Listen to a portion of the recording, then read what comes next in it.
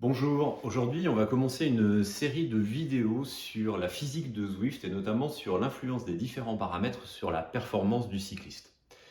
Je ne pouvais pas commencer cette série de vidéos sans parler du paramètre, je dirais, le plus critique et souvent le plus critiqué parce qu'il est à l'origine de beaucoup de suspicions de tricherie, le poids du cycliste. La principale difficulté de ce paramètre est qu'il vous revient, de manière assez libre, de rentrer cette information dans votre fiche de profil.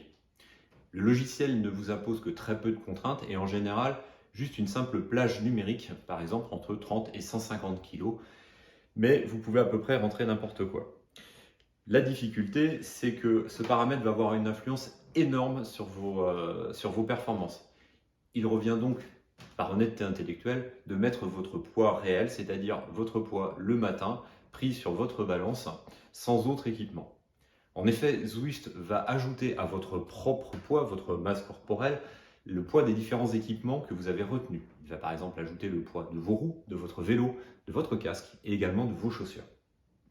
C'est donc le total de ces poids que vous allez devoir déplacer dans Zwift grâce à l'énergie produite par votre pédalage.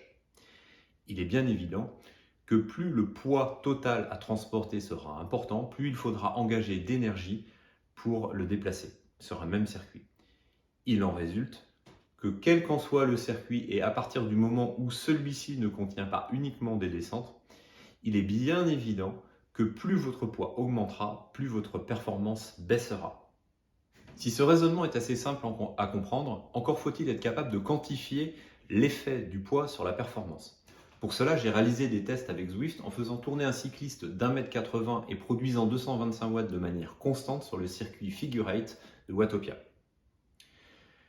J'ai réalisé plusieurs fois ce test en partant d'un poids nominal de 75 kg et en testant les incréments à 70, 65 kg, mais aussi à 80 et 85 kg. Les chronos des différentes sessions sont sans appel.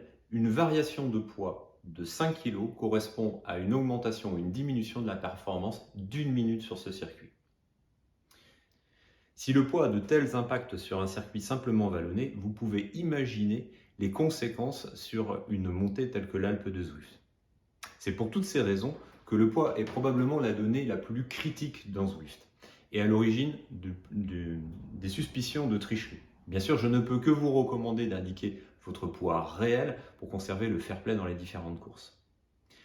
Heureusement, ce n'est pas le seul aspect qui va permettre de jouer sur votre performance et il existe des moyens légaux, sans tricher, qui vous permettront de réaliser de meilleurs chronos. Nous les aborderons dans les prochaines vidéos et en attendant, je vous dis à demain.